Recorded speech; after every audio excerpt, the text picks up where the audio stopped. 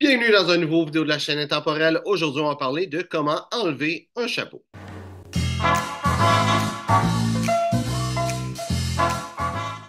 Donc, comment enlever un chapeau? On va parler de ça et aussi quoi faire avec ton chapeau un coup que tu l'as enlevé. Donc, souvent, il y a deux façons que je vois le monde enlever leur chapeau. C'est pas la bonne façon. Une des deux que je suis moi-même coupable de ça et qui est de le prendre comme ça ici. Donc, si tu regardes ici, j'ai oublié les noms de ça, mais tu as deux choses ici, deux petites bosses et une petite fente ici. Souvent, le monde va se dire, ça sert à prendre le chapeau. Puis ça, on dirait que c'est fait pour ça. Les doigts font tellement bien là-dedans. Mais non, ça c'est fait pour être beau. Ça s'appelle la couronne du chapeau. Et tu n'es pas supposé de prendre le chapeau par la couronne. Parce que, à force de peser dessus, le feutre va se ramollir et le chapeau ne va plus être beau. Donc, une autre façon que je vois beaucoup le monde prendre le chapeau, c'est par le bord.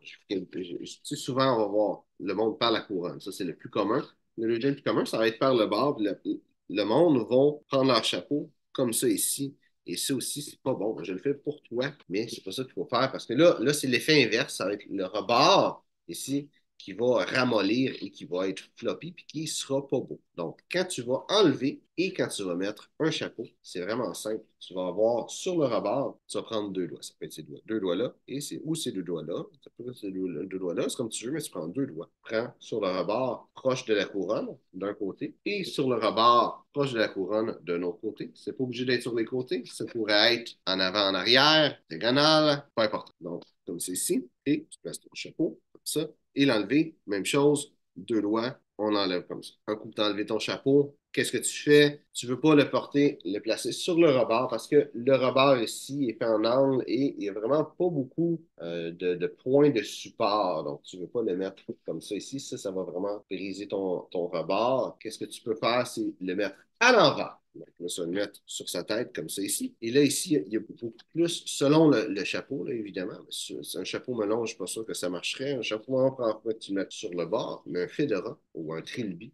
tu le mets sur la couronne. Haute forme, probablement aussi que ce serait ça sur la couronne, mais je ne suis pas sûr. Haute forme, c'est vraiment, on sort un petit peu de ma zone de confort dans les chapeaux là-dedans. Un Panama aussi, parce qu'un Panama, en réalité, c'est un fedora en paille Panama, là. Donc ça serait une façon de le ranger. Des fois, si tu arrives au bureau, au travail, le mettre à l'envers comme ça sur la table, ce serait ça la bonne façon de faire. Si j'aimais mettre un porte-manteau, un porte-chapeau, une patère, qui est le vrai nom, là, un gros bâton de bois avec des petits bâtons qui ressortent, tu peux l'accoter dessus. Ça sert à ça. On appelle ça un porte-chapeau. Et ça serait vraiment la meilleure façon d'entreposer ton chapeau. Sinon, tu as des boîtes à chapeau qui existent, certaines qui vont tenir ton chapeau comme ça sur le bord. Ici, c'est la partie prend la plus robuste de ton chapeau, qui est tout le tour entre la délimitation entre la couronne et le rebord. Il y a certains porte-chapeaux qui vont le tenir ici. Certains autres qui vont aussi le tenir comme un genre de petite tête qui va être dessus. Donc ça, ce serait pas les autres meilleurs, les vraies meilleures façons. Mais c'est pas tout le monde qui a ça, même à la maison. Donc, j'espère que tu as apprécié la vidéo. Si c'est le cas, like et partage. Si tu as des questions sur le style classique masculin, mets ça dans les commentaires, ça me fera plaisir de te répondre. Donc, merci d'avoir regardé la vidéo et on se voit une prochaine fois.